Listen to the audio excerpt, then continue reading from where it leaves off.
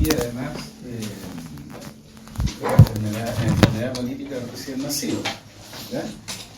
Vamos a hablar de transfusión pediátrica en general y después de una enfermedad política en forma particular.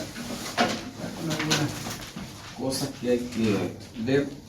Obviamente que todo desde el punto de vista de medicina transfusional, principalmente en el caso de la enfermedad hemolítica, porque la parte de hematología ya conocen cómo es esa enfermedad, cuáles son las situaciones que se presentan hematológicamente y también vieron obviamente cuál era el mecanismo por el cual se podía producir esta enfermedad hemolítica recién nacida.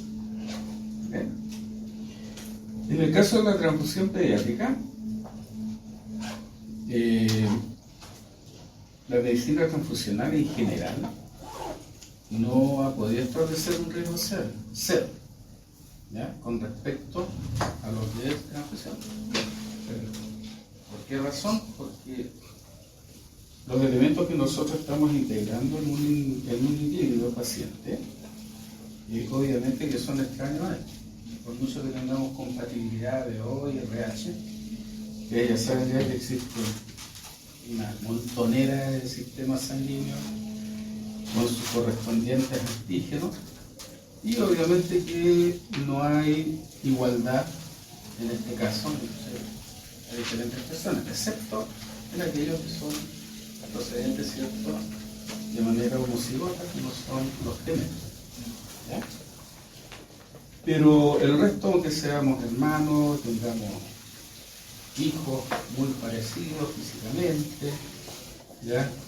Que ustedes entre hermanos también sean parecidos físicamente, va a haber siempre incompatibilidad, ya sea en 1 o 2 o 3 o en 10 o en 100 años. Por lo tanto, cada vez que se realiza una transfusión, independiente de lo que estemos transfusionando, cualquiera sea el hemocomponente, obviamente que está el riesgo de generar un proceso de reacción. Y eso ya también ya lo vieron en la clase anterior, me parece. Ya todos los riesgos que hay con la incompatibilidad sanguínea. Ahora, ¿cuál es el mecanismo que se utiliza ya desde hace bastante tiempo?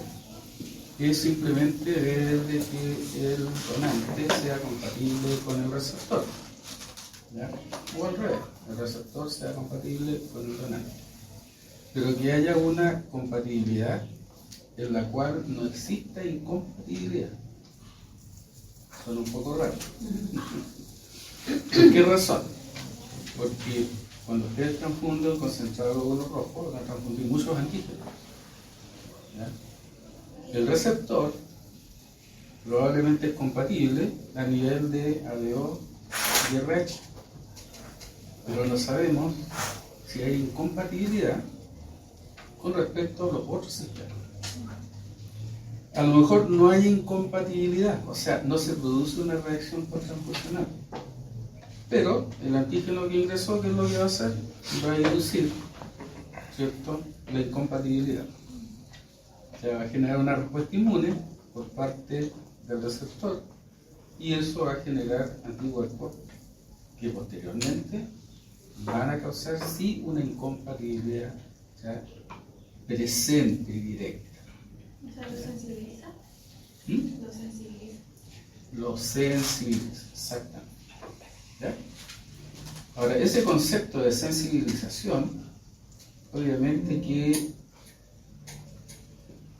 es un proceso que se va a dar entonces en toda transfusión que realizamos.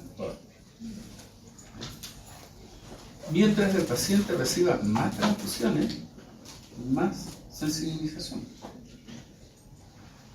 ¿Y eso qué va a significar? De que cada vez va a ser más complicado encontrarle una sangre o un hemocomponente que sea compatible con él. ¿Ya? Eso ocurre en el adulto y también ocurre a nivel pediátrico.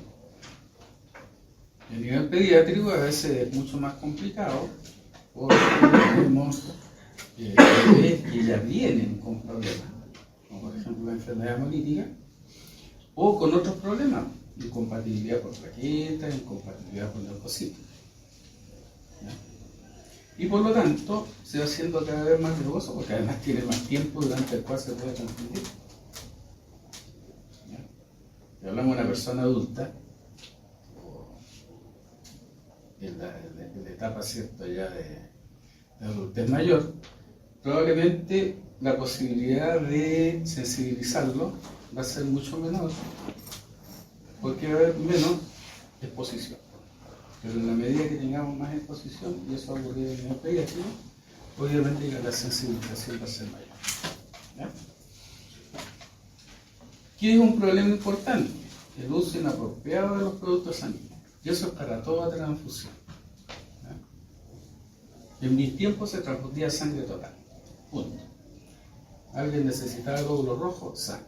Necesitaba leucocitos, sangre. Necesitaba plaquetas, sangre. Necesitaba plasma, sangre. ¿Ya? Pero después se comenzó a trabajar con los hemocomponentes. Entonces, ya saben ya que de una unidad que están recibiendo pueden obtener diversos hemocomponentes. Y el paciente va a recibir lo que realmente necesita. ¿Ya? Necesita leucocitos, podemos transfundir leucocitos. Plaquetas, podemos transfundir plaquetas. ¿Okay? Entonces, eso obviamente al hablar de inapropiado no solamente se refiere a que no le pongamos un hemocomponente compatible, sino que simplemente un hemocomponente que no debería estar presente porque va a provocar una reacción de sensibilización en ese paciente. ¿Ya? En pediatría se produjeron las mismas situaciones, en donde el médico exageró las condiciones clínicas del paciente. Y es un estudio bastante antiguo, pero que tiene una cierta relevancia todavía, 42% de transfusiones inapropiadas. Deseos de mejorar la calidad de vida. Claro, es muy probable que ustedes vean durante su práctica, ya durante su internado y después, si es que trabajan en medicina transfusional, se van a encontrar con pacientes que están así, por emplear un término chileno, groggy, ¿ya? Y le ponen 2 concentrados glóbulos rojos y algo. La media hora ya anda corriendo por los pasillos del hospital. Mejoraron la calidad de vida. ¿Ya? Pero, ¿era apropiado transfundir esas 2 unidades concentradas? ¿Ya? Si hicieron la prueba de compatibilidad correspondiente, yo diría sí. Eso es lo primero que tienen que hacer ustedes. ¿Ya? Buenas pruebas de compatibilidad. ¿Okay? Y otra cosa, errónea concepción del papel de la sangre. Ustedes tienen que tener claro algo. Siempre repito lo mismo, y no es por ser ofensivo ni por ya hablar mal de nadie. Pero el médico general no tiene formación en medicina transfusional, excepto aquellos que ven en pregrado y algo así, que lo ven en el postítulo, en la especialidad. Pero no son especialistas en medicina transfusional. Por lo tanto, obviamente que a veces pueden, ¿cierto?, decir, oye, no, ya pongamos la plaqueta nomás y con eso paramos el sangramiento. Lo que necesitan son concentrados de factores de coagulación y no plaquetas. ¿Ya?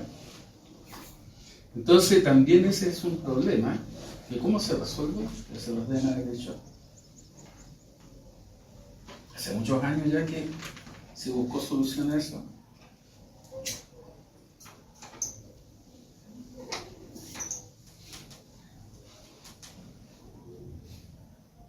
¿Cuál era una de las principales misiones de la unidad de medicina transfusional en un hospital? Un centro clínico, digamos, hospital clínica, que era lo que tenía que formarse.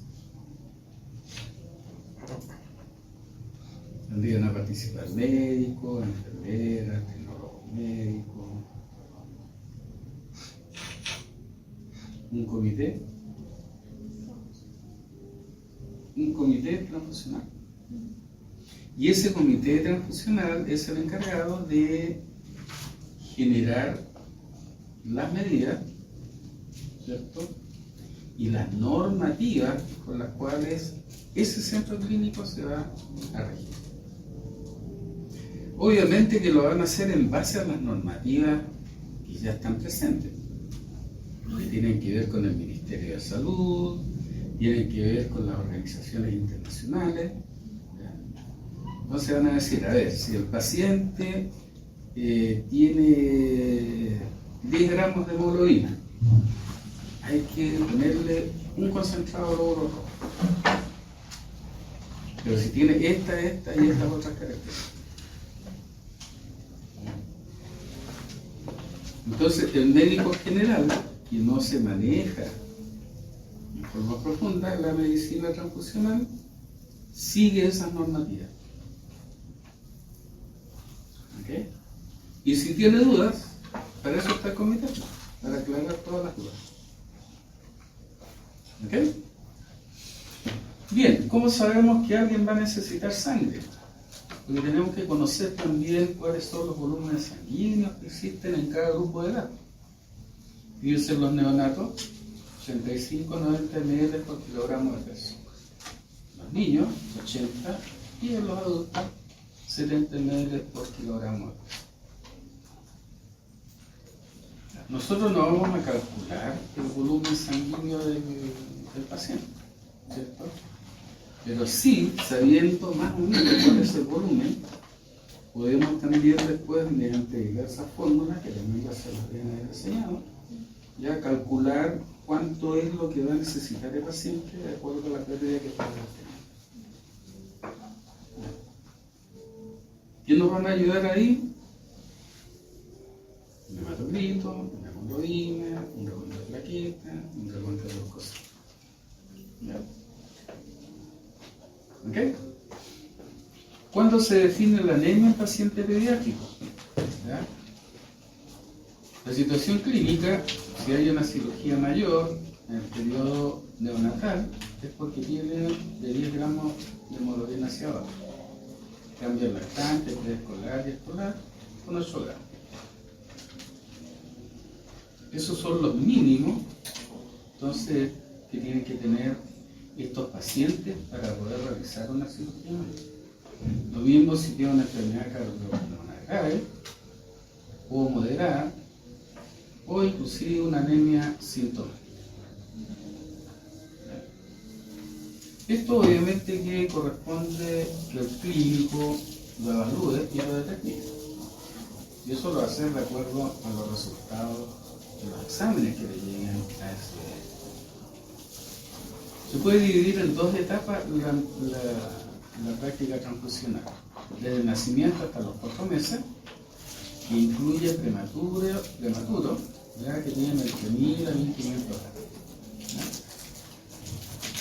El concepto de prematurez anteriormente estaba dado por el periodo de gestación. Hace muchos años que ese concepto cambió al peso que tiene el bebé en el momento de nacer. Entonces, en general, se consideran prematuros todos aquellos bebés que tienen de 2 kilos hacia abajo. ¿Ya? Y tienen que ser tratados como tales, aunque tengan el tiempo de gestación que les corresponde. ¿Okay? Y obviamente en aquellos individuos que son mayores de esta edad, ¿ya? En donde ahí se consideran otros factores que tienen que ver ya con el peso, ¿cierto? Ya, y los diferentes exámenes que ustedes van a conocer. ¿Ya? Cuando se habla de anemia en pacientes pediátricos, según la edad del niño, se hace entonces una distinción de este tipo de anemia. Periodo neonatal, ya, primer mes de vida, indicación para transfundir si la hemoglobina está bajo 10 gramos por decilitro. Y se necesita entonces realizar una cirugía mayor. Hemoglobina también bajo 10, y la enfermedad cardiopulmonar moderada, como vimos en la tabla anterior, ¿ya? en la primera semana de vida y con una clínica que indica anemia. O sea, tenga todos aquellos factores, ¿cierto?, que indican que hay un paciente con anemia, que ya lo conoce. Enfermedad cardiopulmonar grave, bajo 13, ¿cierto? Bajo 8 en el caso de las anemias sintomáticas, ¿ya? Y obviamente que si hay hemorragia aguda con pérdida sobre el 25% de la volemia o con síntomas clínicos de hipoxia, ¿ya? De nuevo esto lo va a evaluar obviamente el clínico, ¿ya? Generalmente las hemorragias agudas se corrige la hemorragia aguda con soluciones, ¿cierto?, fisiológicas. Pueden ser con cristales, ¿ya? Ahora, ¿por qué razón? ¿Qué es lo que se trata de evitar ahí? ¿Se está corrigiendo la anemia? ¿Qué creen ustedes que se corrige? El volumen que se está perdiendo. El volumen del paciente, sea para evitar que caiga en una hipovolemia que le va a provocar generalmente daño renal, ¿ya? Porque esa hipovolemia va a producir hipotensión, no solamente general, sino que también a nivel renal, y puede ser una de las características, ¿cierto?, de las reacciones posttransfusionales, generalmente si es que hay un sangramiento severo. Entonces, lo primero que se hace actualmente cuando hay pérdida de sangre es corregir el volumen mediante soluciones fisiológicas. Y después se corrige la anemia, o sea, la pérdida de glóbulos rojos. Y eso se hace si el volumen ya está estable con concentrado de glóbulos rojos. No hay necesidad de transfundir sangre. ¿Ya? En los lactantes preescolares y escolares se transfunde, se pérdida sanguínea, igual signo clínico de hipoxia. Si hay un preoperatorio, una hemoglobina bajo 8, cirugía urgente. Postoperatorio, una hemoglobina bajo 8, dice, y clínica de anemia.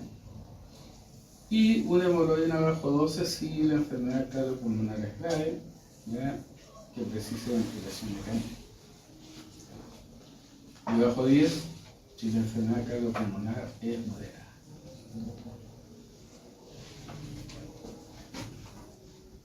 En el caso de los prematuros, se sugiere mantener el hematocrito sobre 40-45%, en caso de que tenga una enfermedad cardiopulmonar. Sobre 30-35%, cuando es moderada esa enfermedad cardiopulmonar, ¿ya? 30-35% cuando se va a realizar una cirugía mayor. Sobre 20-25%, una anemia estable, ¿ya?, especialmente si se acompaña de desórdenes respiratorios sin explicación, con taquicardia sin explicación y con crecimiento pobre también sin explicación, ¿ya? Entonces, como ven, el tratamiento en el caso del prematuro también va a ser bien. ¿Qué pruebas pretransfusionales deberían realizar ustedes? En el recién nacido hasta los 4 meses de vida, generalmente lo que se va a utilizar ya es muestra de la madre, y obviamente que esa madre se le va a hacer ADO, directo, inversa, RH, ¿ya? Y además anticuerpos regulares. Pero ¿qué es lo que se le hace generalmente ya a todos los pacientes cuando llega una determinación de grupo sanguíneo? ¿Cómo se llama?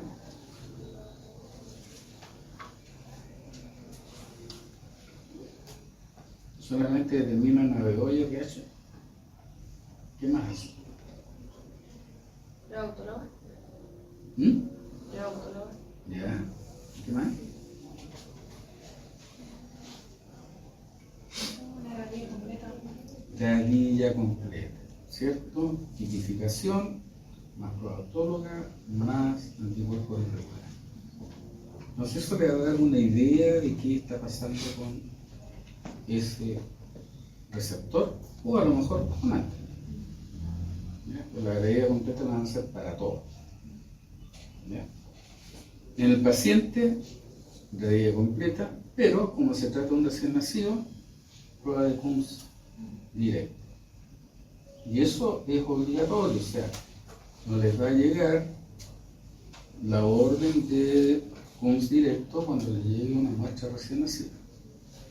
Les llega una muestra recién nacida y además le tienen que realizar desde Coombs directo. Ya por norma. Y anticuerpos irregulares si la muestra de la madre no está disponible.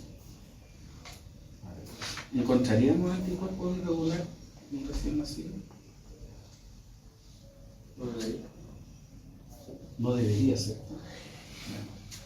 Pero si han pasado demasiados anticuerpos de la madre hacia el feto, es probable que nos dé un positivo muy leve. Y que por eso que también, si la madre no tiene disponible una muestra, entonces hay que ver si es que hay o no presencia de anticuerpos que no corresponden al bebé.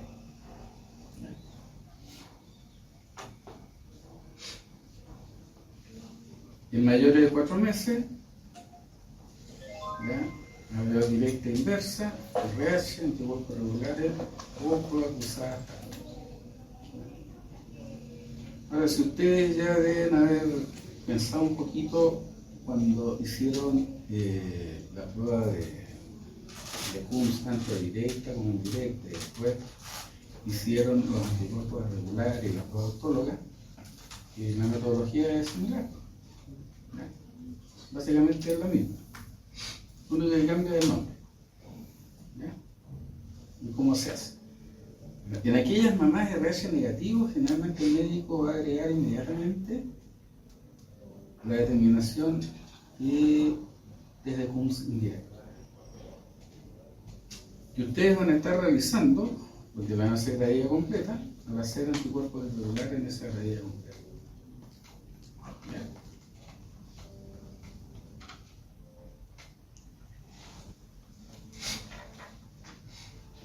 ¿Cuándo se van a transfundir concentrado glóbulos rojos?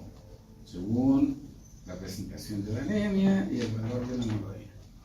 Esto es recién nacido hasta los 4 meses. Pérdida por flebotomía en neonato en UCI, acumularía el 10% en una semana. Felizmente ya son muchos los años en que se está trabajando con micrométodos. Pero tiempos anteriores no había micrométodos. Entonces un bebé al que había que determinar la bilirrubina, se debían obtener generalmente 4 ml de sangre para poder realizar la bilirrubina. Y si había que hacerla 2 o 3 veces en el día, imagínense, 10, 12 ml de sangre que perdía el bebé. Y si eso era todos los días, prácticamente lo estamos desangrando.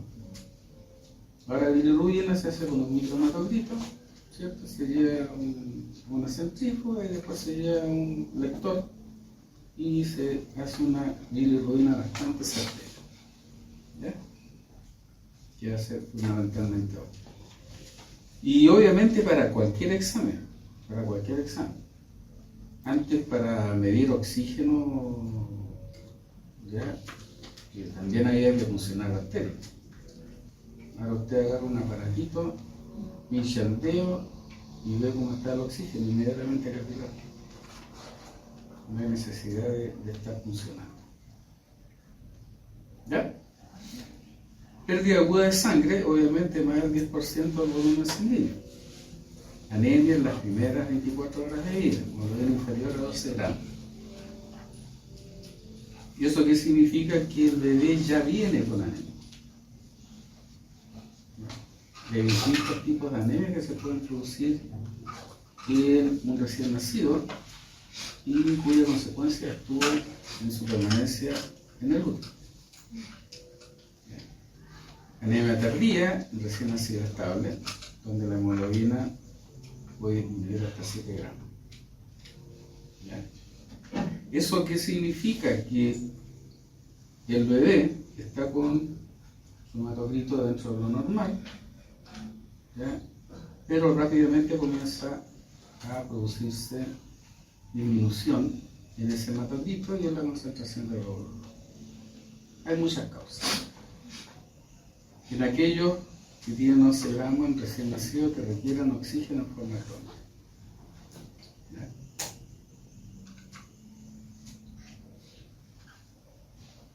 Bueno, ¿cómo se conservan, se dosifican y se transfunden los concentrados de glóbulos rojos? También eso lo vieron. Pero también es en la cirugía pediátrica el volumen de 200 a 300 ml, que es lo que vamos a tener en una unidad. Conservación, 1 a 6 grados Celsius, 35-45 días, 42 días, porque si utilizamos un agregante conservante, excepto un aditivo, ya perfectamente podemos prolongar a 42 días esos globos. La dosificación de un niño de 10 a 20 ml por kilogramo. Obviamente que eso va a depender de las condiciones, el hematocrito, la evaluación que haga el clínico. La hemorragia aguda, sobre 20 ml. Duración, 60 a 120 minutos. Ya no se pueden transfundir glóbulos rojos así de golpe. Eso se lo han haber dicho, es una cosa densa. No es lo mismo que transfundir sangre total o que transfundir plasma. Y el ritmo de la transfusión, 30 a 60 gotas por minuto, aproximadamente. Eso también va a depender de la respuesta del bebé. Ya se está respondiendo bien, no se nota sobrecarga circulatoria, entonces el ritmo de transfusión es el adecuado. Las plaquetas, obviamente que también son importantes, hay indicaciones profilácticas principalmente, en aquellos neonatos que son prematuros, cuando están bajo 50.000, ya bajo 100.000, si hay factores de riesgo, como por ejemplo infecciones graves. Ya, las infecciones graves, ustedes saben que se tiende a producir en algún momento un SID, y eso va a generar consumo plaquetario. ¿Ya? En aquellos de término, bajo 20.000, y también factor de riesgo, bajo 50.000, procedimiento invasivo, presencia de sangrado significativo. ¿Ya?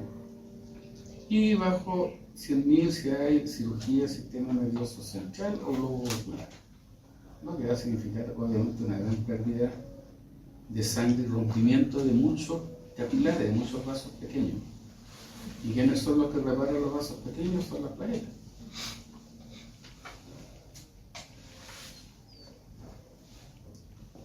Cuando se va a transfundir plasma fresco congelado, también hay que hacerlo con mucho ojo. ¿Por qué razón? Porque en aquellos con hemorragia activa o procedimientos invasivos con déficit múltiples de factores de alta duración. Terapia de reemplazo en caso de plasmaféresis, púrpura trombocitopénica trombótica. ¿Okay? Porque ahí lo que estamos haciendo es sacar el plasma del paciente, ¿ya? Y obviamente sacamos no solamente el plasma con los anticuerpos, en el caso de la púrpura trombocitopénica trombótica, sino que sacamos todo lo que tiene el plasma. Por lo tanto, tenemos que reemplazar factores de coagulación. Hemorragia secundaria, deficiencia de vitamina K. Recuerden que la vitamina K es fundamental para que se formen varios factores de coagulación. Por lo tanto, es preciso ya reponer. En pacientes con deficiencias congénitas, ¿ya? Si no hay concentrado purificado o inactivado disponible comercialmente, como es el caso del factor 8. Ahora el factor 8 usted compra un frasquito que viene liofilizado, ¿cierto? Le agrega el agua correspondiente, lo restituye y se lo transfunde en la hemorragia. Y eso generalmente corresponde prácticamente 10 o 15 donantes de plasma. ¿Ya? Porque antes había que hacer eso. La gente donaba sangre, se obtenía el plasma, se hacía el crío precipitado y se transfundían entonces los críos precipitados. Ahora se hace en forma de inducción, miles de litros de plasma, y lo fraccionan inclusive en cada uno de los factores de coagulación, albúmina, inmunoglobulina, etc. ¿Okay? Reversión urgente de los efectos de la warfarina, antivitamina K, y deficiencia de proteína C, proteína S, antivitamina 3, que también son dependientes de vitamina K. Productos irradiados. No todo el mundo le van a transfundir productos irradiados, obviamente. Pero aquellos pacientes candidatos a soporte hemoterapéutico prolongado, talasemia, leucemia, farmacia. ¿Por qué razón? Porque cada vez que se transfunda algo, siempre se les va a colar algún leucocito activo, especialmente en concentrado de glóbulos rojos. Y eso puede significar enfermedad injerto de azúcar, ¿okay? Y es bastante complicada. Aquellos pacientes candidatos a trasplante, ¿ya? Como los que tienen insuficiencia renal crónica, van a ser trasplante hepático o de médula ósea. Pacientes HIV positivo, obviamente, va a estar inmunodeprimido. Así que por lo tanto, si ingresan leucocitos activos, la enfermedad injerto contra huésped va a ser pero rapidísimo. Pacientes de menos de 1500 gramos y pacientes que hayan presentado 2 o más reacciones transfusionales febriles no hemolíticas. ¿Por qué razón? Porque recuerden que cuando hay una reacción febril, generalmente se produce por destrucción del leucocito. ¿Ya? Cuando se destruye el leucocito, ¿qué es lo que se libera?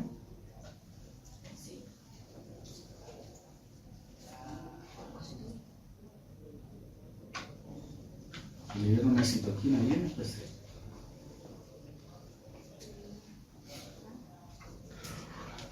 Yo se lo mencioné, pero ya hace como 10 años atrás.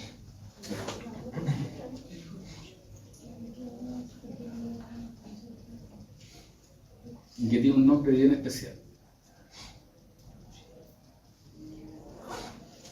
¿Se acuerdan de la interleuquina 1? ¿Sí? ¿Se acordaron? Y se denomina como pirógeno endógeno. En realidad la interleuquina 1 es la que produce fiebre. Se libera y afecta el hipotálamo y produce el desbalance en la regulación de la temperatura corporal. ¿Ya? Entonces cuando se destruye el leucocito, se libera interleuquina 1. Y obviamente produce ese desbalance y genera pues, un estado febril en esos pacientes en los cuales se ha producido una reacción antileucocita. ¿Ok? Bien, exsanguíneo transfusión, siguiendo con la parte, digamos, de transfusión pediátrica. ¿Cuál es el producto que más se utiliza? Concentrado globular. ¿Ya?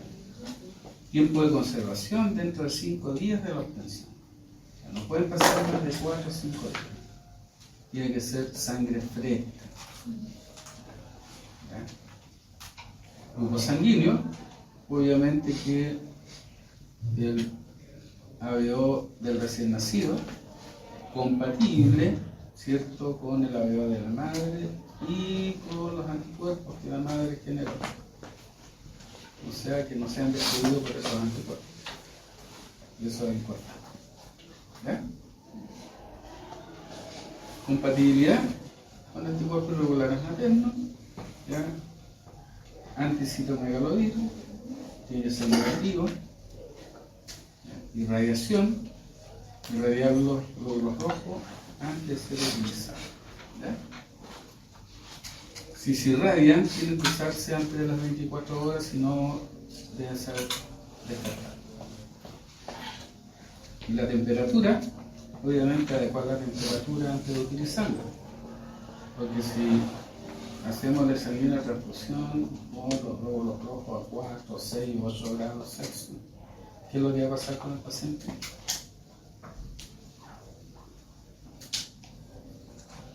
O con cualquier paciente que estemos transfundiendo con sangre recién sacada del refrigerador. Es hipotermia. Además que lo estamos poniendo directo en la circulación. ¿Ya?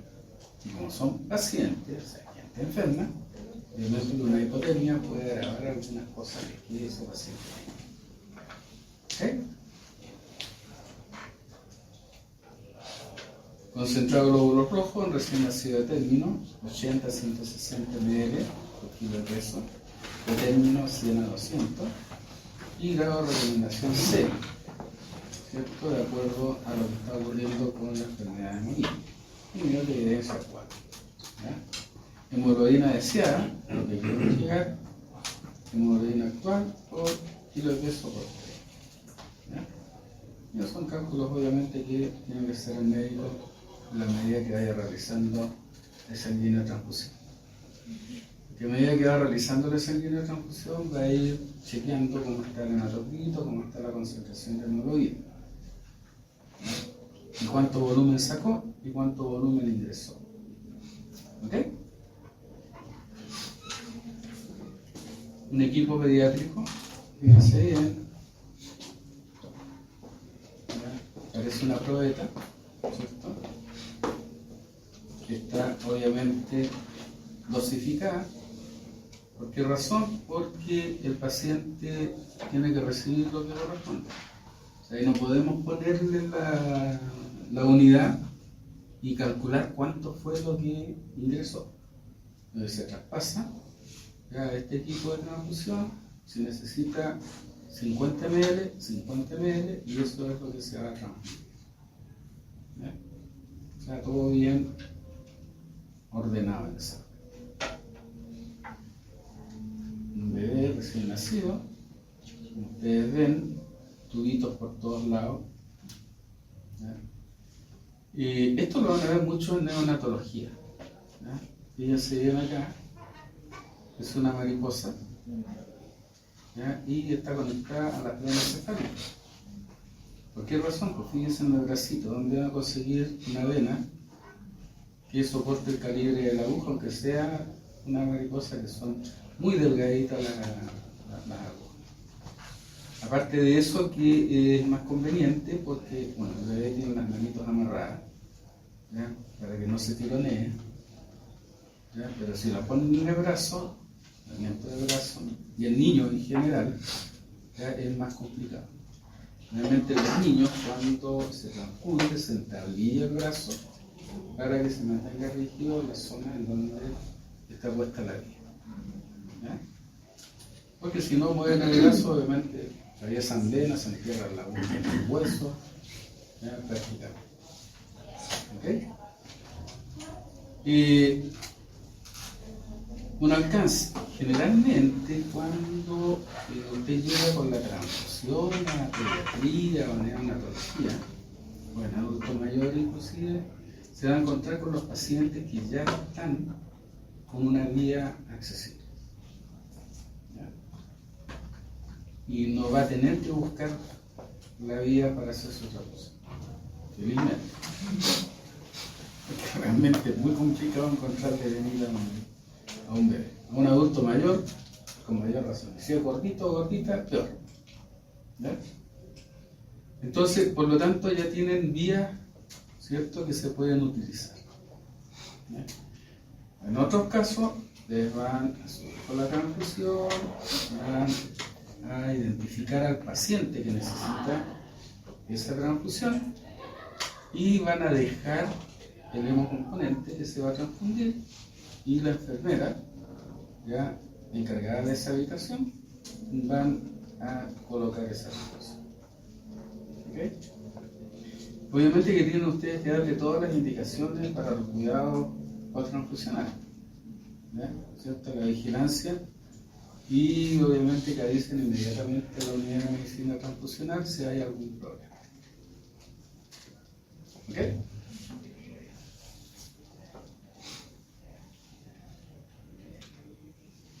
Esto siempre tenganlo claro. La sangre segura normalmente es la que no se trata. Sí, por lo tanto, el clínico tiene que tratar por todos los medios de generar, ¿cierto?, la recuperación de ese paciente sin necesidad de una transfusión. ¿Ya? No se puede confundir a tontas y a locas, como decía un cómico. ¿Ok?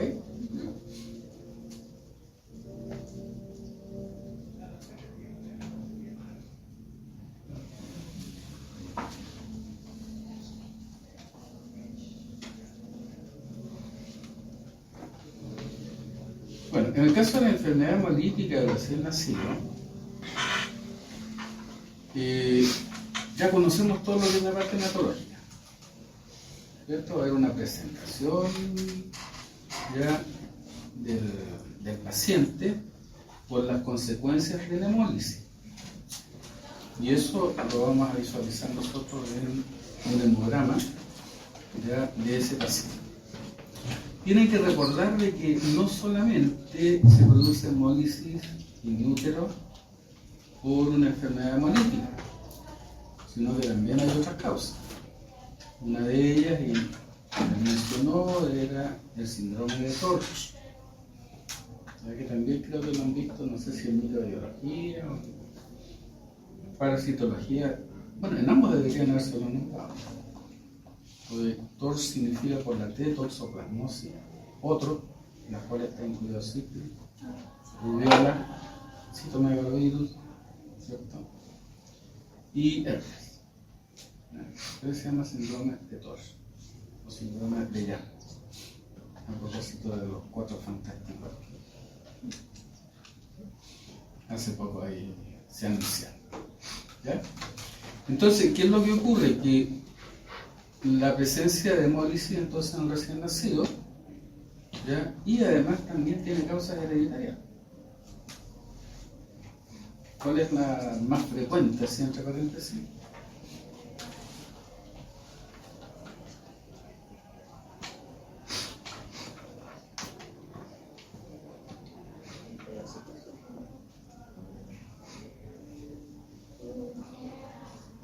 Va a causar hemólisis, va a causar anemia en ese bebé inútero y después de recién nacido.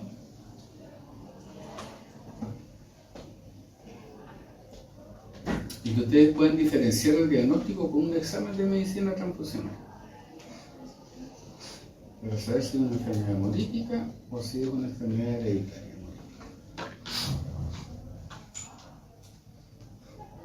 ¿Qué haría? ¿Qué examen realizaría? ¿O qué resultado de examen es el que les indicaría que puede ser una cosa o otra?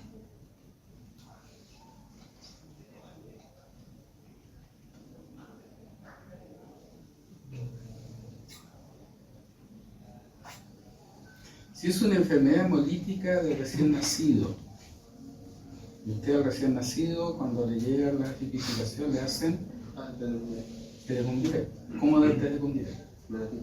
¿Positivo? O sea, cuando está una enfermedad positiva. Está una enfermedad positiva. Y si hay todo ese proceso hemolítico y les da negativo el TDQ, ¿qué les sugeriría? Que hay algo hereditario, ¿cierto? O que hay alguna infección. ¿Ya? O sea, no va a ser un proceso de incompatibilidad. ¿Ya? Entonces, por lo tanto, esos son resultados que ustedes tienen que tener clarito cómo interpretarlos en el momento de corte. ¿Ya? Cuando el bebé presenta ictericia clínica, obviamente que lo primero que hacen es medir la bilirrubina. Eso implica entonces una serie de pasos que van a llegar a realizar la prueba de Coombs. ¿Ya? Si da positivo el Coombs, identificar los anticuerpos. ¿En dónde identificamos los anticuerpos?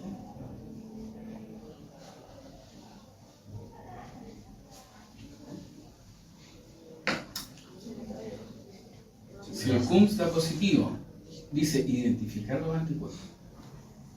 ¿En el plasma del paciente? ¿En el plasma del paciente? Por eso, viales de como de 11. Pero si le dio el test de CUM positivo, ¿dónde van a estar los anticuerpos? En el plasma. Están adheridos al glóbulo rojo. Entonces podemos hacer dos cosas. Hacer una técnica que se denomina elusión. ¿Cierto? Recuerden cuando hablábamos de reacción antígeno-anticuerpo, hablábamos que esa reacción era reversible. Podemos soltar los anticuerpos y el eluado, entonces ser la identificación. ¿Ya? O en su defecto, tomarle una muestrita a la mamá y hacer la identificación la mamá. Y es saber qué tipo de anticuerpo es el que está provocando esto. ¿Ya? Si el test de CUM era negativo, hay que ver qué ocurre con la bilirrubina directa. ¿Ya? Porque si está sobre 2 miligramos, por ejemplo, hay muchas causas. Hepática, infecciones, ¿cierto? ¿Ya?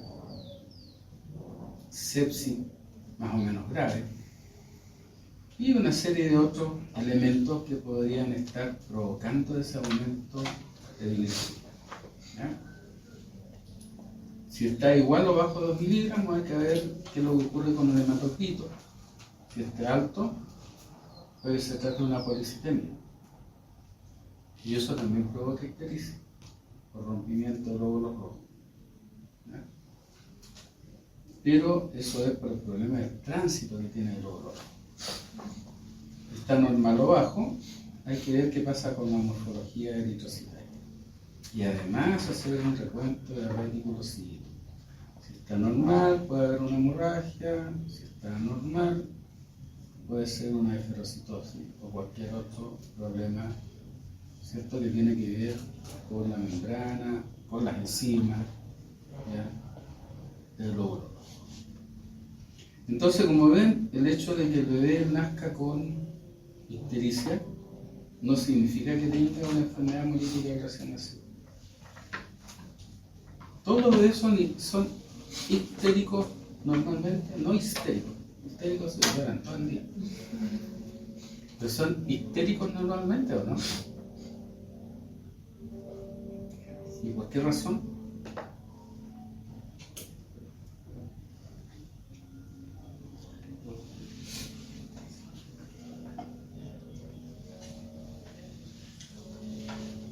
Hicieron química clínica o bioanálisis. ¿Sí?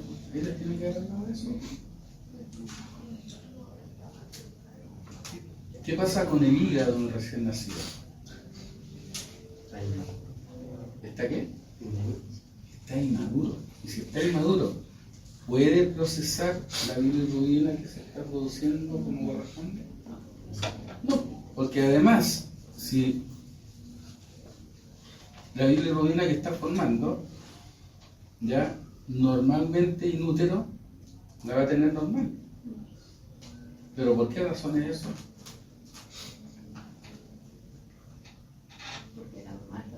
La mamá le saca los pillos. ¿Ya? Toda la bilirrubina que tiene de más y no la puede procesar, sale al líquido amniótico y eso lo procesa la mamá. Y en cambio cuando nace, ya la mamá no puede hacer nada más. Y por lo tanto, se le va a acumular bilirrubina, pero que es una hiperbilirrubinemia fisiológica, generalmente dura entre 3 y 4 días. Y generalmente no sobrepasa tampoco los 10 a 12 miligramos. ¿Ya? En cambio, cuando tiene la bilirrubina alta y esa bilirrubina continúa aumentando y continúa más allá de 3 o 4 días, entonces tiene que investigarse qué es lo que está provocando ese aumento de bilirrubina. ¿Ya? Difícilmente va a ser ya la inmadurez hepática. ¿Pero qué más causa la inmadurez hepática?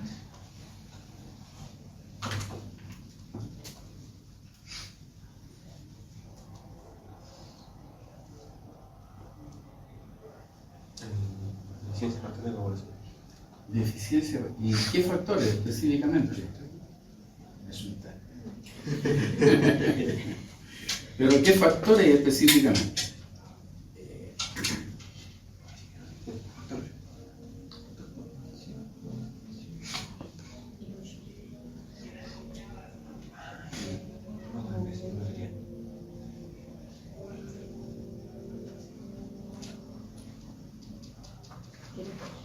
Yo diría que todos, porque casi todos se producen en el hígado, son proteínas.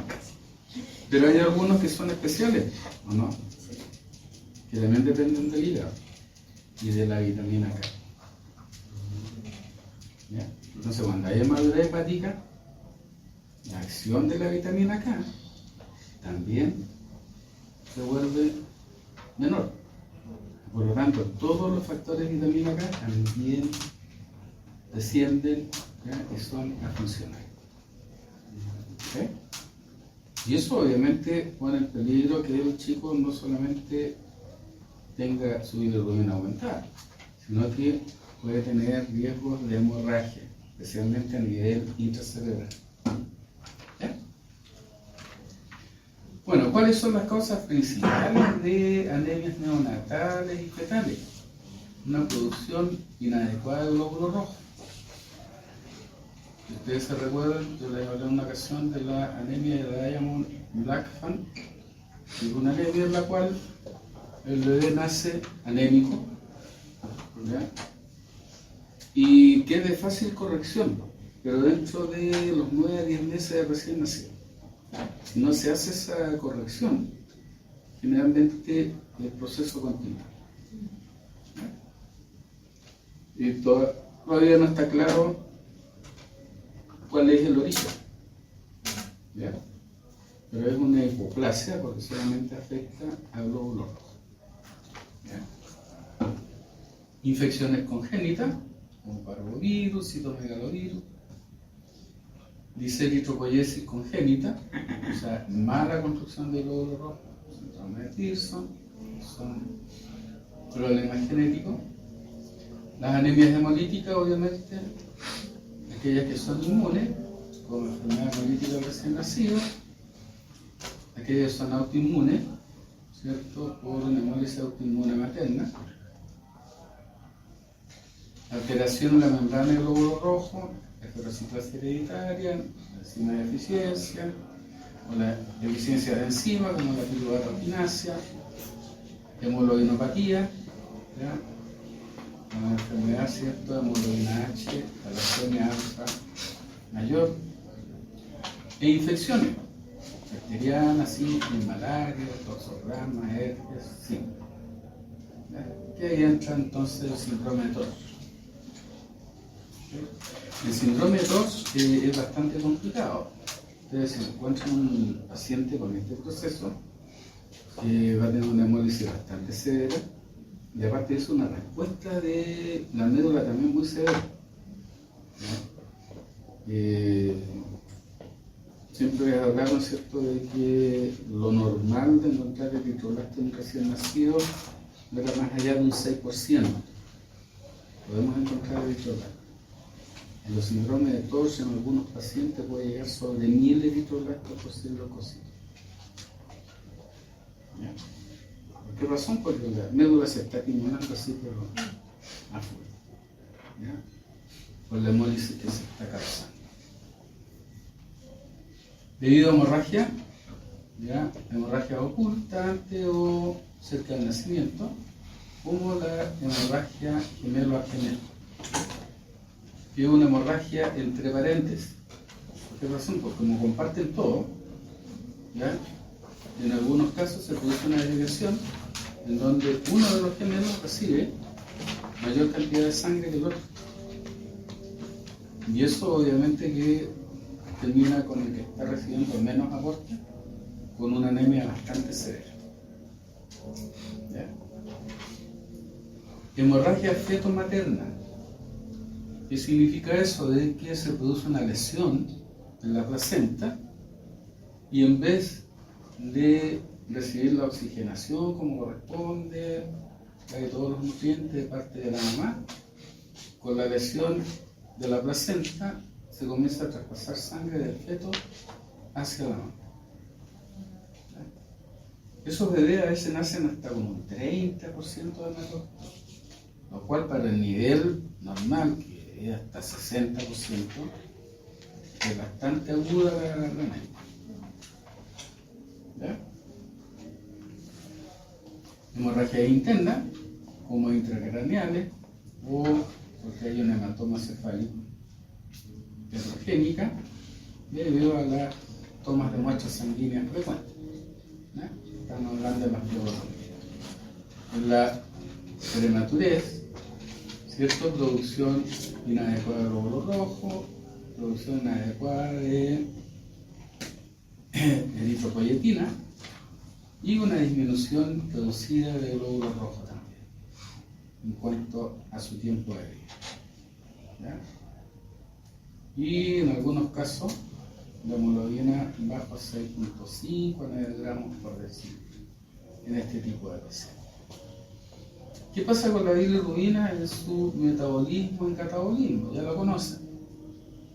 Pero rápidamente, ¿qué es lo que va a ocurrir? Se viene al sistema retículo endotelial, donde se produce el catabolismo de glóbulos rojos, ¿cierto? Se produce una separación del grupo N de la hemoglobina. Esa separación, ¿qué es lo que hace? Producir biliverdina. La biliverdina, ¿de dónde proviene? De la protoporfirina 9 del grupo N.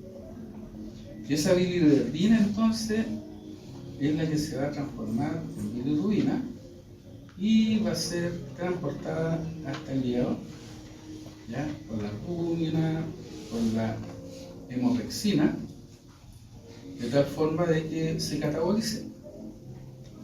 ¿Ya? Y así vamos a tener entonces una catabólisis de la bilirrubina para generalmente terminar, ¿cierto?, en los compuestos correspondientes que se pueden eliminar a través de la orina como de la heces. ¿Ya? Todo eso en forma normal. Ahora, si hay hemólisis aumentada, obviamente que el sistema es sobrepasado. Y por lo tanto no se puede catabolizar la bilirrubina en su totalidad y se va acumulando. ¿Dónde se acumula la bilirrubina?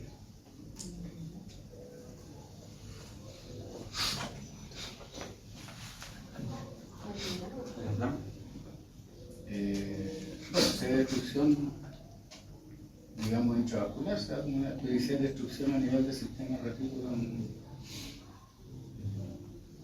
¿El órgano se llama como el vaso? Sí, como el vaso. ¿Dónde más? El cerebro. Ya, el cerebro.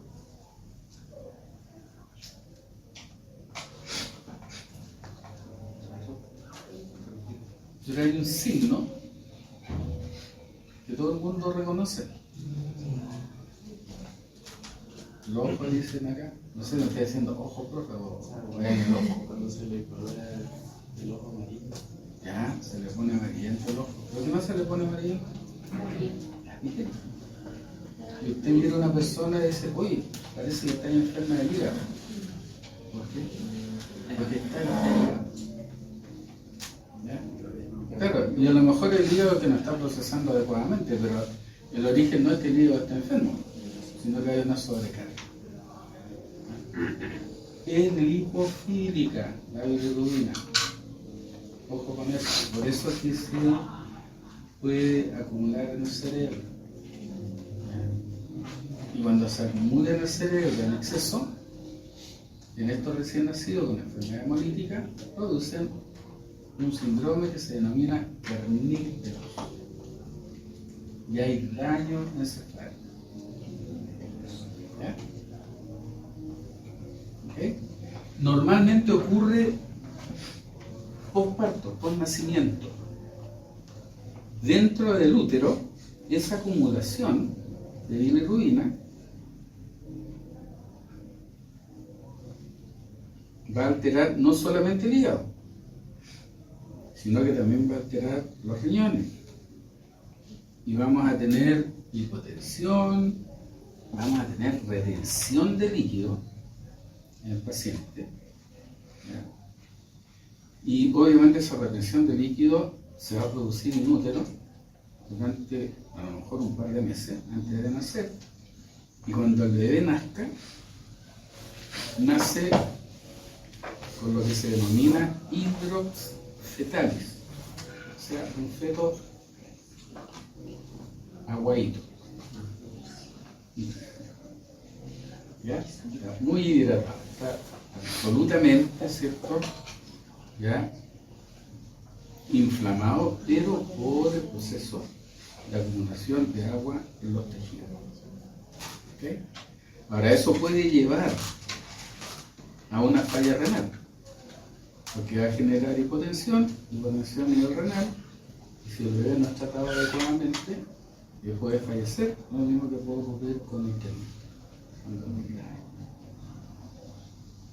¿Ya? ¿Cómo se provoca esta enfermedad hemolítica? Por incompatibilidad sanguínea, obviamente materno-fetal, habitualmente al factor RH, habitualmente. ¿Ya? Otros grupos sanguíneos se pueden asociar a enfermedad hemolítica. También se pesquisa a través de CUMS indirecto en la madre. ¿Okay? Se denomina RH negativo sensibilizada a aquella mujer que contiene en su sangre anticuerpos contra el factor RH.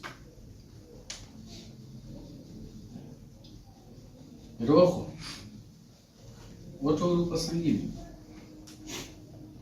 En algún momento ustedes van a hacer un test de CUMS indirecto y le va a dar negativo. O hacen anticuerpos irregulares y le da negativo. ¿Cuál es la interpretación? Que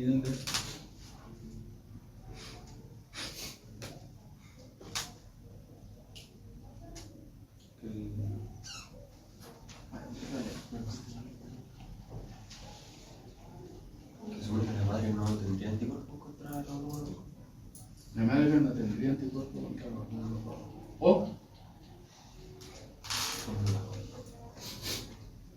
O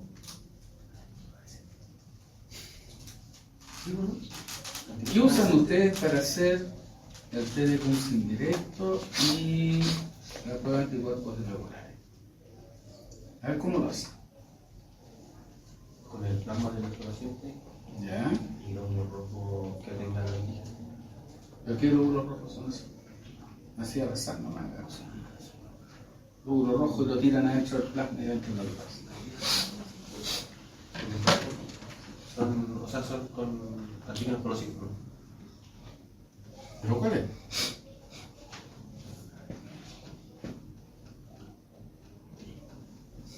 ¿Qué es lo que tienen que preparar? ¿Cómo se llama eso? Pueden usar hasta 3 o 4 muestras.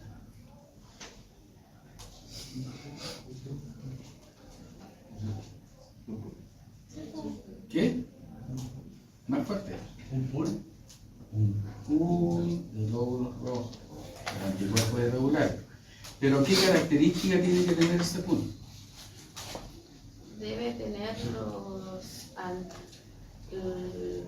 los grupos sanguíneos que sean los más frecuentes y los menos frecuentes, pero tienen que tener sí o sí importancia clínica. Eso. Ya, El pero RH en la general, veo, el que- ¿pues ustedes determinan eso? ¿Hicieron pool o no? Mm, ¿Le buscaron todos los antígenos? ¿Qué antígenos buscaron? ¿De qué se aseguraron que ese pool tuviera qué antígeno? El antígeno D. ¿El? Antígeno D. El D, ¿cierto? Con eso se aseguraron.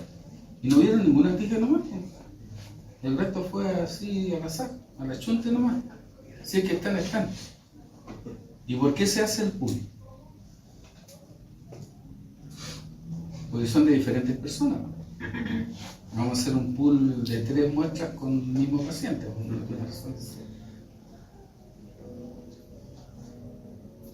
Usan 3 muestras distintas. Y eso, ¿a usted qué es lo que no les asegura? Pero le da una mayor probabilidad de tener una mayor diversidad de antígenos distintos al D o al RH positivo. Que haya variedad antigénica, exacto. Entonces, si su test de Coombs indirecto y su anticuerpo regular es negativo, significa que a quien le están realizando el examen no tiene anticuerpos irregulares. Que también puede significar que su pool no tenga qué cosa. Y el antígeno correspondiente al anticuerpo que tiene el paciente. Profe, Se ganó una millonésima en... profe, pero en la próxima hablamos de anticuerpos adolescentes, ¿eso pueden dar positivo? Es que va a depender de la cantidad de antígenos que tenga el pool. Si usted tiene muy poquita cantidad de anticuerpos, ¿ya? Generalmente se van a distribuir en muchos glóbulos rojos. Y cuando tengan que aglutinar, no va a poder aglutinar. ¿Ya? Lo mismo que si tiene muy poquito antígeno en el glóbulo rojo que está usando como pool. Aunque tenga mucho anticuerpo, tampoco. O le va a dar una aglutinación no macroscópica. ¿Entiendes? ¿Ok? ¿Ya? Entonces, ojo con la interpretación. ¿Ya? No está el anticuerpo, pero también podría ser que el pool no contenga el antígeno correspondiente. Y por eso les hablaron de pools que ya vienen predeterminados, ¿cierto? Y no solamente van a trabajar con un tipo de pool, van a trabajar con 3 tipos de pool. E inclusive hay más pools que tienen antígenos que esos 3 anteriores no contemplaron. ¿Ya? Yo siempre doy el mismo ejemplo. Una vez nos regalaron del hospital un plasma, ¿ya? Nos dijeron, nos dio test de Coombs indirecto positivo, si le sirve obviamente para todo lo que se hace en docencia. Perfecto, llevó el plasmita, lo alicotamos para poder congelarlo, dejamos una alícuota para hacer la determinación. Hicimos la determinación con nuestros pools acá y nos dio negativo. Oye, le dije yo, todavía tienen, pues lo hicimos, no sé si el mismo día o el día siguiente. ¿Tendrán por casualidad parte del pool que usaron para hacer la detección? No, le dije, ya lo desechamos ya porque no se puede hacer. Le dije que lo que ocurrió es que no dio negativo. Así que por lo tanto significa que el pool de ustedes tenía el antígeno que pudo detectar el anticuerpo. ¿Ya? Entonces, no siempre, si ustedes piden que repitan los resultados, pueden ser resultados coincidentes. Lo que va a depender, obviamente, de varios factores. Entre ellos, de la cantidad de antígenos que tengan los pools que están utilizando y que esté presente ya que se necesita. Inclusive en algunos casos, cuando ustedes identifican un anticuerpo, aunque el test de Coombs indirecto o el anticuerpo regular le haya dado positivo, puede que el panel de identificación es de negativo. Por lo mismo, ¿ya? Porque no tienen precisamente el antígeno que detectó el pool que estaban usando en ese momento. ¿Okay? Bueno, también existen distintos tipos de paneles de identificación. Uno le da negativa y otro que tiene otros antígenos más adicionales y por lo tanto eso se puede manejar. El problema con eso es que es muy oneroso, muy caro. ¿Ya? Y en unidades de medicina transfusional en donde esto no se hace con gran frecuencia, obviamente usted va a comprar un panel que a lo mejor va a hacer 2 o 3 identificaciones en el año. Y de ahí el panel, chaito, caducó. ¿Ya? Entonces, cuando pida otro no van a decir que lo parte 2 veces. Sí, pero había que ocuparlo 2 veces. No, pero en aquellas unidades en donde reciben muestras de todos lados, ¿cierto? Hospitales muy grandes, obviamente que es necesario. ¿Ok? Bueno, el sistema RH-HR ustedes ya lo conocen ya, los genes, ¿cierto? Principalmente el D y el C grande C chica, el grande chica. Esos son los locus que están presentes. El D, recuerden que no existe su homólogo, el de chica, se presupone que existe. Pero hasta ahora, con todas las técnicas de biología molecular que hay, no se ha logrado detectar ni el gen ninguna proteína que pueda representar ese alelo. ¿Ya? Se expresa solamente los glóbulos rojos humanos. No es como el sistema de O, que se expresa, ¿cierto?, en la mayoría de las células de la célula. Eso así, entre paréntesis, es una ventaja. ¿Ya? Entre paréntesis. 45% de los RH positivos homocígotos y el 55% heterocígotos. ¿Okay? Tenemos los pacientes de 1, ¿cierto? Donde la expresión es una variante del antígeno D, débil, y que existen, creo que algo de 16 o 20 variantes ya de este D. Y la incompatibilidad afecta al 5% de los matrimonios, un 10% de las madres RH negativos, que van a sensibilizar luego el primer embarazo. ¿Ya? 30% después del segundo y 50% con posterioridad al tercero. Siempre y cuando el bebé que esté en cada uno de esos embarazos sea RH positivo y ella siga siendo RH negativo. ¿Ya? En posaborto un 2% y 4 o 5% después de un aborto provocado. ¿Ya? Eso generalmente, recuerden que el aborto lamentablemente produce mucha destrucción celular y eso va a generar traspaso de la sangre del feto hacia la mamá y eso obviamente que vamos a tener ya, sensibilización. ¿Cómo se condiciona la inmunización? Antecedente de transfusión incompatible, en algunos casos una joven RH negativo, la cual no se ha podido encontrar sangre RH negativo, por razones obviamente de criterio médico, deben transfundirse con RH positivo. ¿Ya? Obviamente que se va a sensibilizar, va a generar anticuerpos anti-RH. Y no va a pasar nada si no recibe otra transfusión o si no se embaraza con un bebé RH positivo.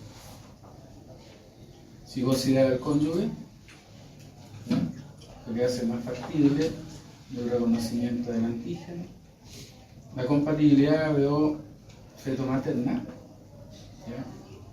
La incompatibilidad en un paciente RH negativo confiere una protección parcial contra la inmunización primaria anti-RH, pero no así contra la respuesta inmunitaria secundaria. ¿Por qué creen ustedes? Con medio enredado, ¿no?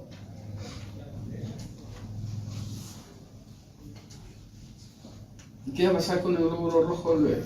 Va a ingresar a la circulación materna. Si hay incompatibilidad de O, ¿eso qué significa? Que el bebé puede ser grupo A, a lo mejor la mamá es grupo O. Ya. ¿Y qué va a tener la mamá de grupo O?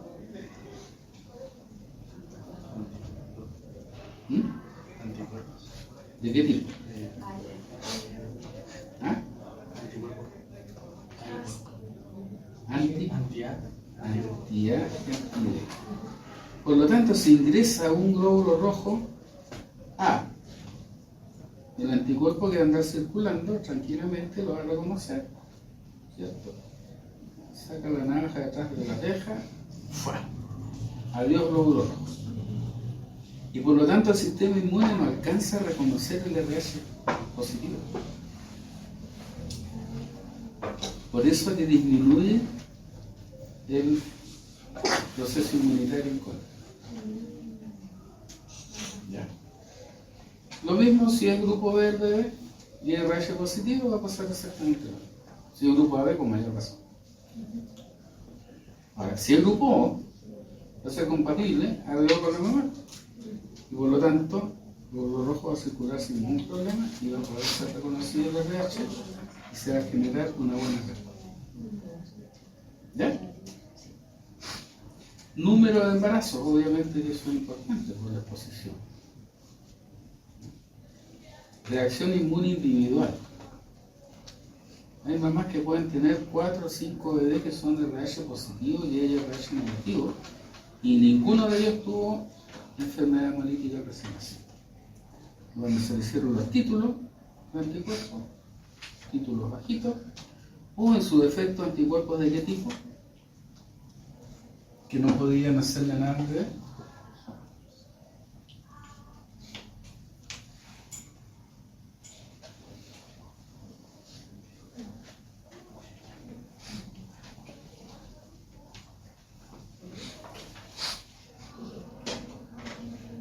¿Por qué se produce la enfermedad hemolítica?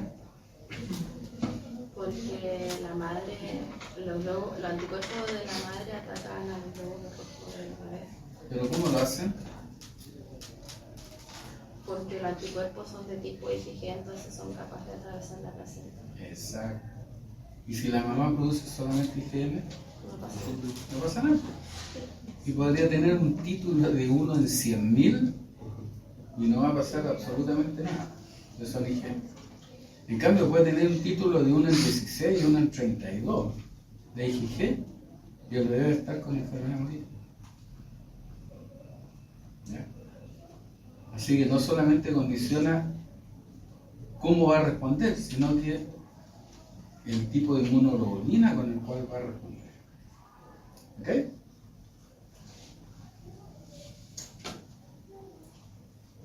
Para que se produzca por factor RH la incompatibilidad, obviamente lo primero es que haya incompatibilidad del sistema RH. Que pueda haber una hemorragia transplacentaria fetomaterna. Esto generalmente se detecta con una técnica que se llama Clay-Howard-Berke, en donde lo que se hace es bien simple: se toma una muestra de la madre, se hace una extensión, un frotis del ganito, y después el frotis se tiñe para visualizar hemoglobina fetal. Generalmente aparecen glóbulos rojos con hemoglobina fetal por la tensión. Ahora, eso obviamente que es posterior al nacimiento, porque sabemos que el niño está con hemorragia.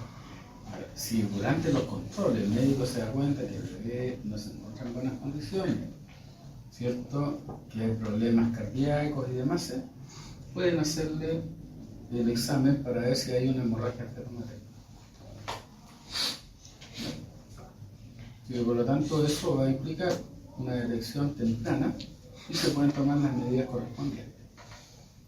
Capacidad inmunogénica del antígeno D. No todos responden igual, o sea, no todos estimulan de la misma forma el sistema inmune, a pesar de que es una proteína y toda la cosa. Y obviamente lo que decíamos antes, reactividad del sistema inmunocompetente materno. ¿Ya? Otros factores: placenta previa, desprendimiento placentario, versión externa de la placenta, operación necesaria, alumbramiento manual, aborto, embarazo extrauterino, biopsia de vellosidades coriales, amniocentesis, corpocentesis, droga, adicción. ¿Ya?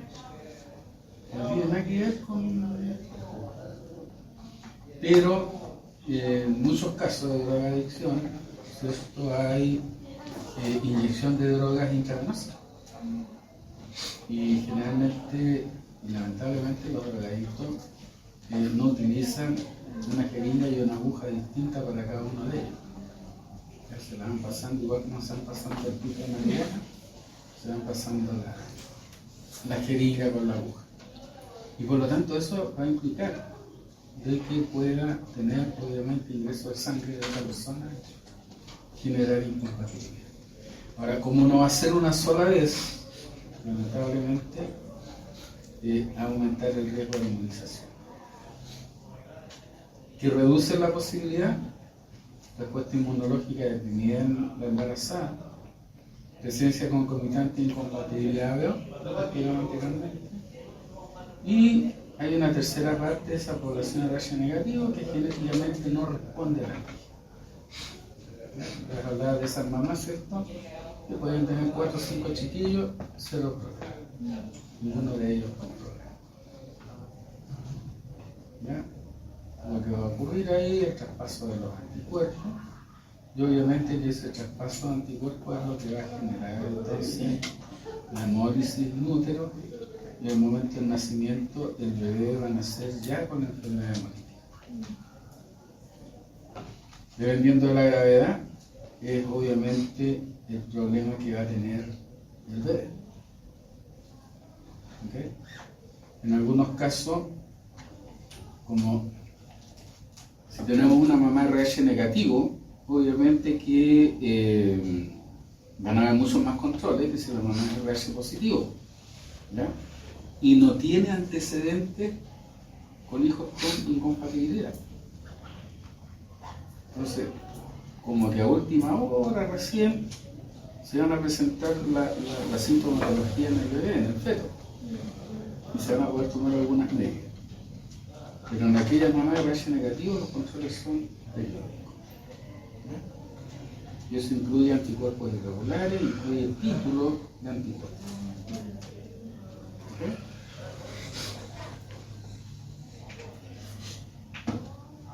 ¿Qué anticuerpos pueden causar enfermedad hemolítica? Fíjense bien, el sistema RH, ¿ya? Enfermedad hemolítica, el C grande, L moderada, C chica, L severa. L grande, L severa también, y L chica, L moderada.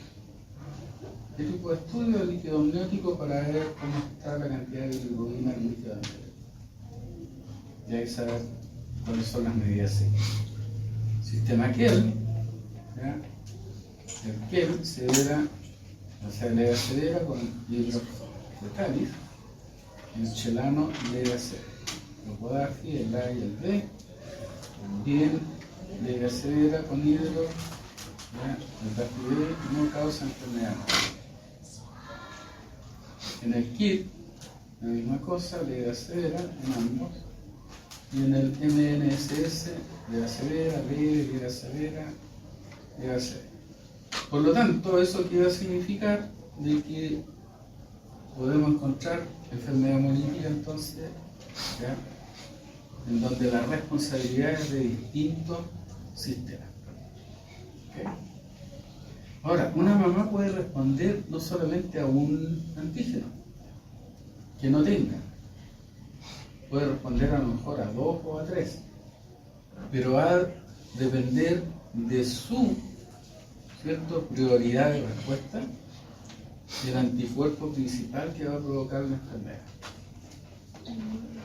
¿Ya? Porque a lo mejor la mamá es RH negativo para D, pero puede que sea también negativo para C chica. Y si el bebé es RH positivo y C chica positivo, va a responder en contra de esos dos antígenos, no solamente del D. Más agresiva sería. Va a ser más agresiva, ¿ya? Y va a depender obviamente de la inmunogenicidad.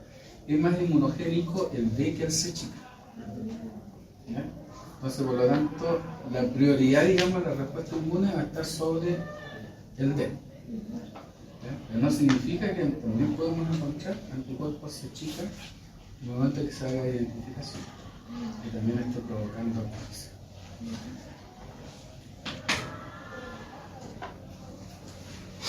Las diferentes subclases de IgG, la 1, en mayor frecuencia de producir la enfermedad hemolítica, aunque el menor el poder hemolítico usa la barrera placentaria, obviamente, se une a fagocito. La IgG2, el menor la frecuencia, no se une a fagocito, no cruza la barrera, no tiene poder hemolítico. La 3, frecuencia mayor, sí se une a fagocito y también tiene una capacidad de hemólisis bastante importante. La IgG4, que es menor, no se une a fagocito. Como ustedes saben, la IgG4 fundamentalmente funciona como la IgE, ¿ya? Capaz de reproducir reacciones de hipersensibilidad tipo, o sea, reacciones que pueden llegar inclusive al shock anafiláctico.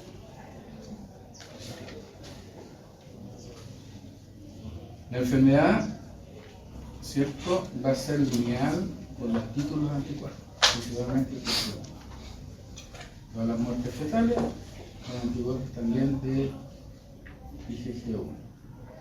Y la variedad en la gravedad va a ser con los IgG. Si se detectaron solamente IgG3, ¿ya?, no se produjeron muertes en esos pacientes, felizmente. Esto que se ve bien feito, ¿ya?, que es la realidad, eso es un hidro fetal. ¿Se dan cuenta?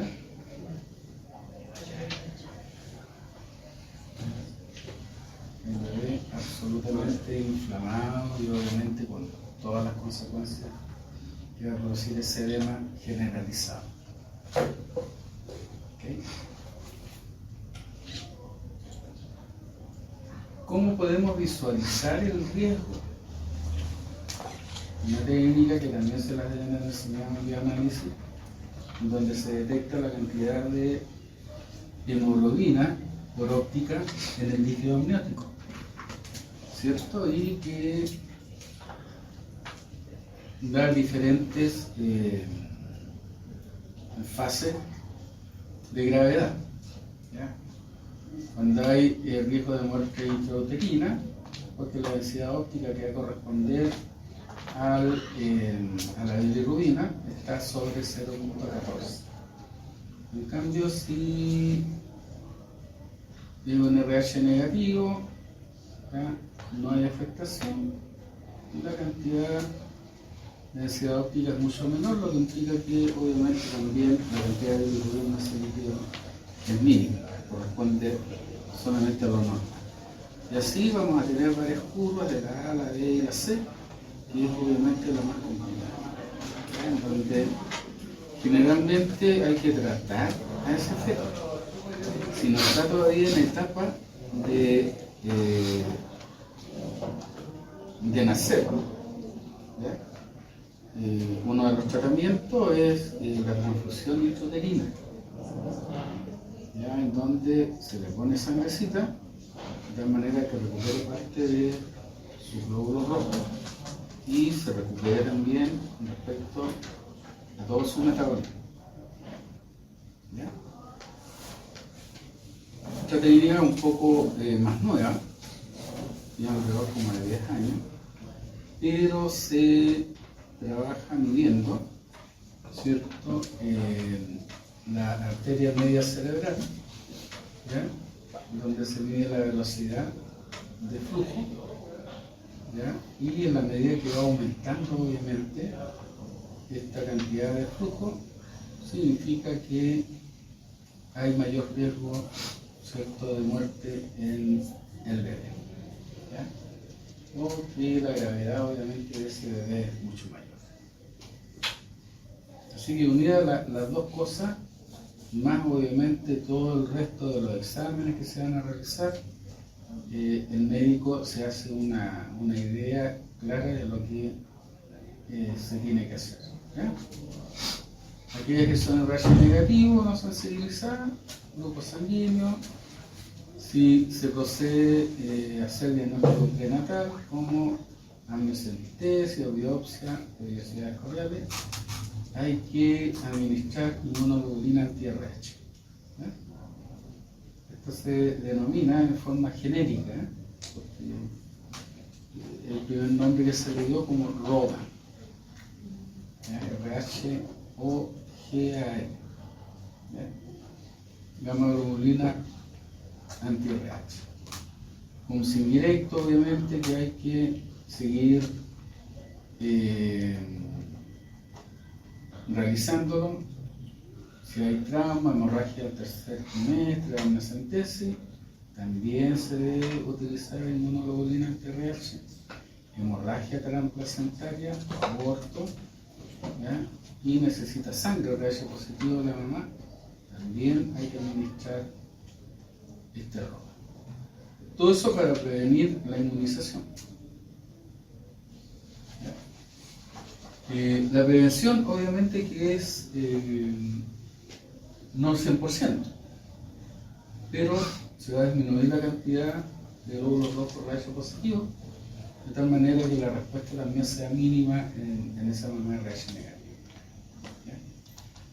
Bueno, cuando hay anticuerpos anti-RH, obviamente de tipo IgG van a ir a dar al feto, va a haber hemólisis fetal con hiperbilirubinemia, se va a generar anemia, la anemia genera hipoxia.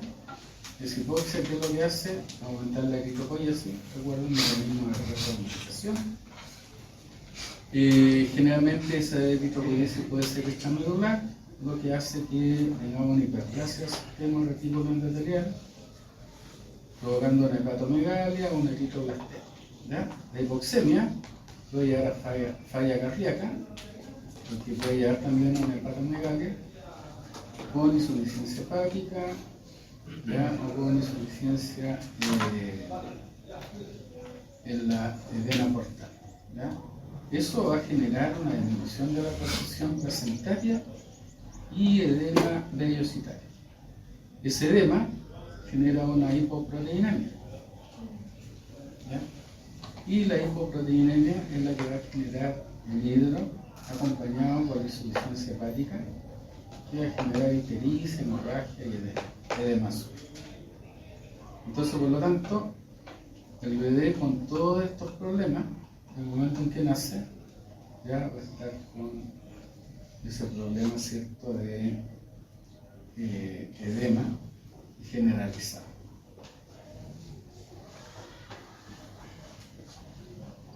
¿Qué se hace cuando una embarazada se le realiza el grupo RH con sin directo, si es RH negativo o si es RH positivo? Si el CUMS es negativo, pero si el CUMS da positivo, hay que titular e identificar el anticuerpo. ¿Ya? Si es RH negativo, grupo de RH al cónyuge. ¿Ya? Yo siempre digo algo que a veces molesta a las niñas, pero no es por ofender. Yo en vez de cónyuge le pondría padre. ¿Ya? Porque a lo mejor no están casados, son parejas. ¿Ya? Y el CUMS, obviamente, ¿ya? Si es RH negativo, la mamá no está sensibilizada en ese momento. Si es RH positivo, entonces tenemos una mayor sensibilización. Y eso va a significar una serie de controles que pasan por ecotomografía, niveles de bilirrubina y anticuerpos en el líquido amniótico, ¿ya? Obviamente que también niveles de anticuerpos en la circulación materna. ¿Okay? Si es negativo, un seriado mensual, el primer control, después de las 26 semanas, 34 y 38. ¿Okay? De tal manera de ver cómo es la evolución de esa paciente. El tratamiento es supresión de albuminización con Rogan. El 16% de mujeres RH negativo con bebé RH positivo también debe ser tratado. Inmunización activa de algún antígeno es prevenida por un anticuerpo pasivo contra el antígeno, o sea, un Rogan. Claro que si no es anti-RH, o sea, si no es RH el antígeno, el anti-RH no sirve de nada. Hay que pensar en el anticuerpo contra el antígeno que nos interesa. El Rogan es una IgG anti-D, 300 microgramos a las 28 semanas cada 4 semanas. Y 300 microgramos protegen contra 30 ml de sangre fetal. ¿Okay? Cuando se produce, obviamente, traspaso. Profilaxis antenatal y postnatal, para el anti-D, una sensibilización bajo las 26 semanas de gestación, ¿ya?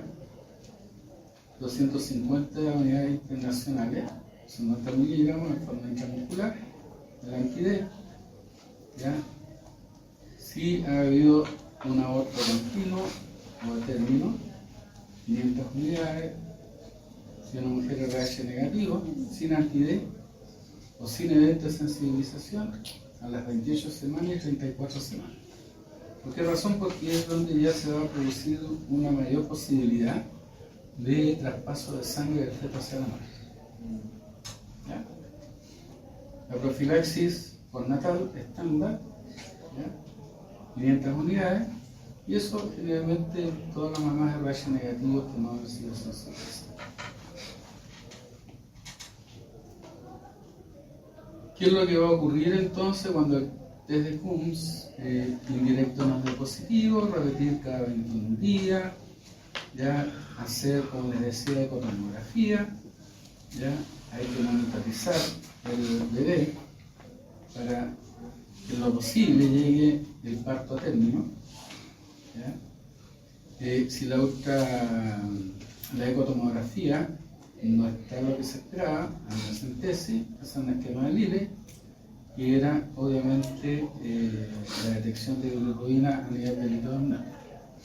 Y tenemos entonces una zona A, una zona B baja, una zona B alta y una zona C, que es obviamente la más complicada. ¿Por qué razón? Porque si el feto está inmaduro, va a utilizar una transfusión intrauterina y tratar de resolver el parto. Si el feto está maduro, entonces ya se puede interrumpir el embarazo, cuando ya esté en esta zona que hacen la maternidad. En otros casos,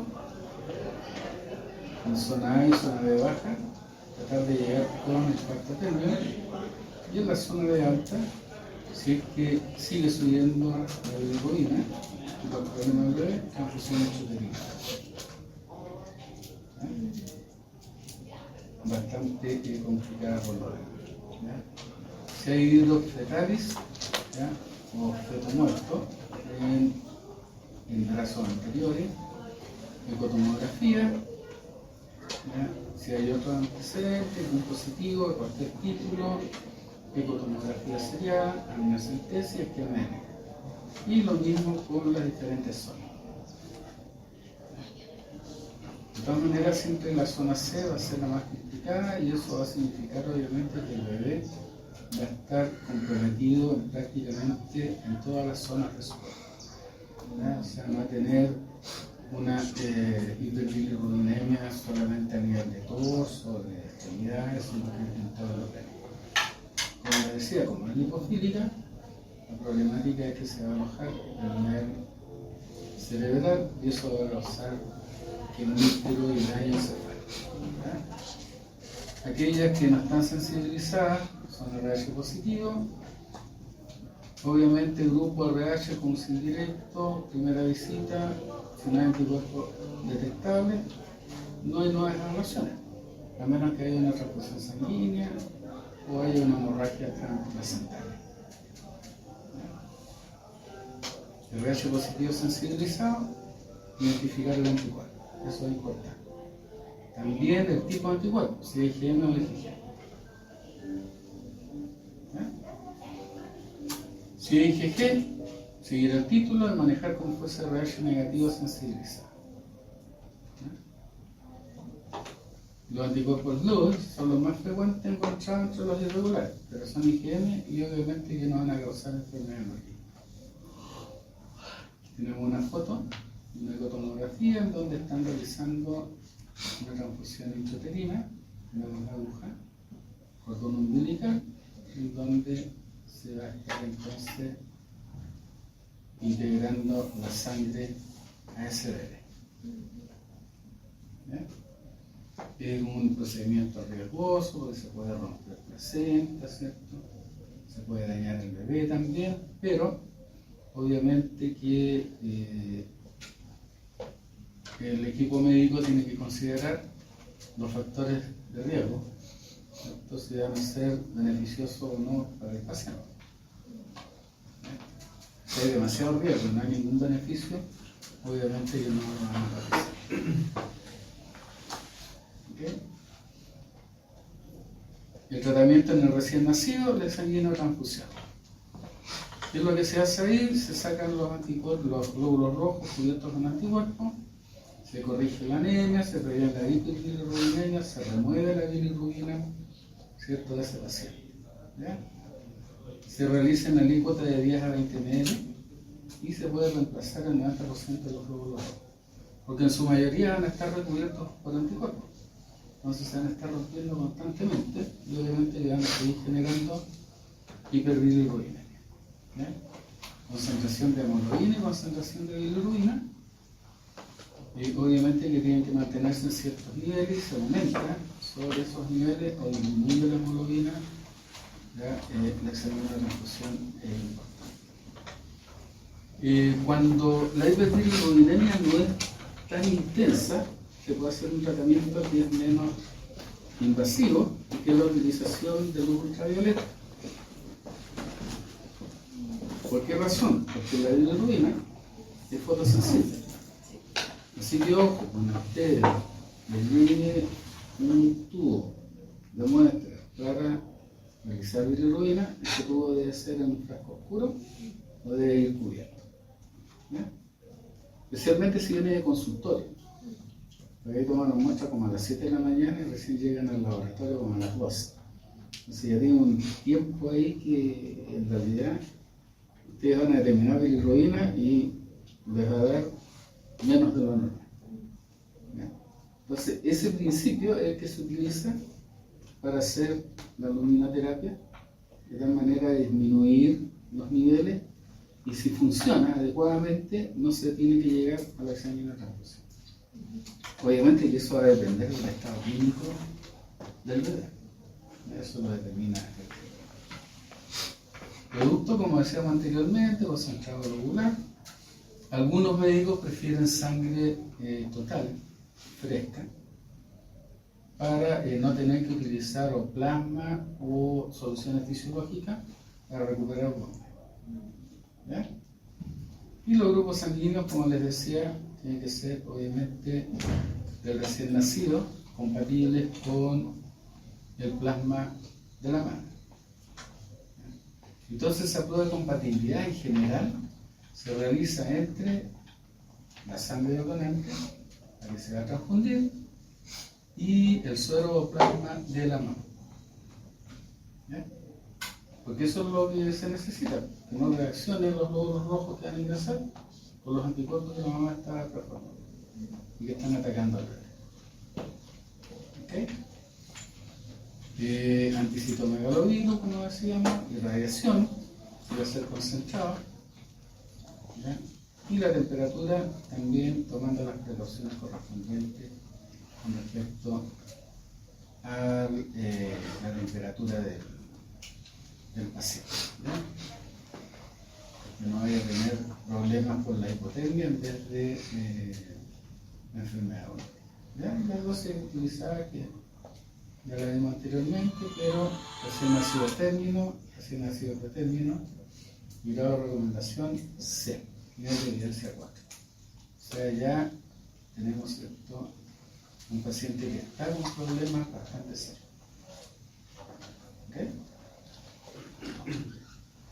Y esa es la, como siempre les digo, la diapositiva que más les gusta a ustedes. Bien, muchachos, dudas, consultas. Profe, entonces para la exanginotransfusión se le transfunde en su del cuerpo plasma y plaqueta. Plaqueta va a depender de los niveles de plaqueta que tenga el paciente. No siempre se le transfunde plaqueta. Pero, como les decía, algunos médicos prefieren sangre total, fresca, compatible. De tal manera de no estar poniendo otros plasmas o soluciones salinas. Otros prefieren el concentrado con solución salina. Pero también va a depender de la química. Porque de repente, si te le pones salino, van a disminuir mucho las proteínas plasmáticas, entre ellos los factores de coagulación. Exactamente. Así que no es una normativa así estricta. Va a depender de cada uno de los pacientes. La presentación se la voy a enviar a la profesora Marisa, porque yo no tengo acceso a la información. Ustedes saben, yo ya me jubilé. Bueno, ya le dije a mis colegas si necesitan que le realice alguna clase o alguna cosa, no hay ningún problema. ¿Ya? Me levanto en la mañana y estoy desocupado, así que no hay mucho que hacer. ¿Ya? Así que acceso no tengo al... Así que le voy a hacer llegar a ella y ella se va a llegar. Junto con eso, le voy a enviar un video también que es cortito, ya en donde muestran cómo se está realizando el diseño de la música. ¿Ya? Es bastante didáctico, por lo menos para que tengan una idea de cómo es el entorno y de qué es lo que se hace ahora. ¿Ok? Bien, firmar una hojita para entregarle la